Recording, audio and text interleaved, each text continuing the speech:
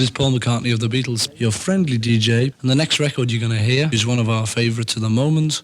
And then eventually I got my own bass and I was kind of in on bass. So I was always like a frustrated guitarist playing bass. Those melodic lines, particularly the ones that showed up on Sgt. Pepper, were, I mean, there was no precedent for that in rock music. Because I was just getting on with bass and just always the stuff I'd always liked had been little lines that worked and yet had their own little identity instead of just staying in the background. By then anyway, bass was coming up to the fore in mixes. As you listen to early Beatle mixes and the bass drum aren't there. We were starting to take over ourselves and bass was coming to the fore anyway, so I had to do something with it when it was getting in the fore. I was listening to a lot of kind of Motowns and Marvin Gaye and Stax and stuff, which were putting some nice little bass lines in. But I think the big influence was Pet Sounds, Beach Boys. That was the album flipped me, still does actually, still one of my favourite albums of all time. Just because the musical invention on that is like, wow. But that was the big thing for me. I just thought, oh dear me, this is the album of all time. What the hell are we going to do?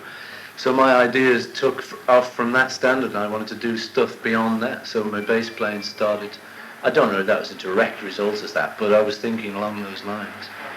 And so Sgt. Pepper kind of eventually came out, basically from the idea that I had about this band. It was going to be an album of another band that wasn't us. We were going to call ourselves, and just imagine all the time that it wasn't us playing this album. And it was just a nice little mind warp to get you to see the album, because when you're too close, it lent distance to the album. So I had this song written of Sgt. Pepper, and he was 20 years ago, and he taught us to play, and we're his protégés, and here we are. And then John had some good songs that he'd been writing at the time, Day in the Life, and to mention a few. And we worked on those and finished those, and George wasn't very involved in that album. He just had one song, really. It was really the only time during the whole album, main time, I remember him turning up. That's interesting.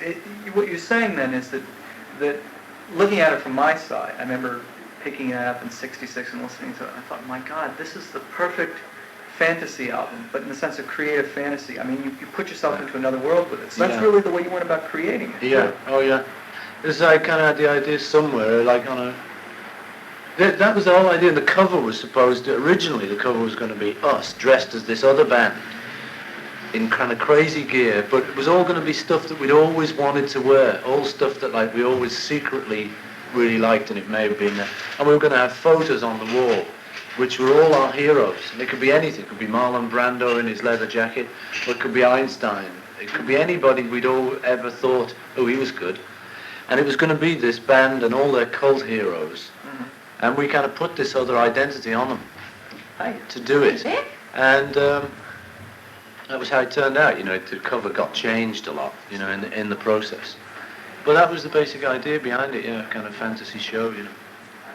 When you're thinking back on that period, would you say that was the apex of that feeling of expansion and creativity that was going on at the time? What album would you say caught that at its height during that period? Pepper, probably. Yeah. I think probably Pepper. I told you it was a good record, didn't I? This is Paul McCartney. Thanks for listening.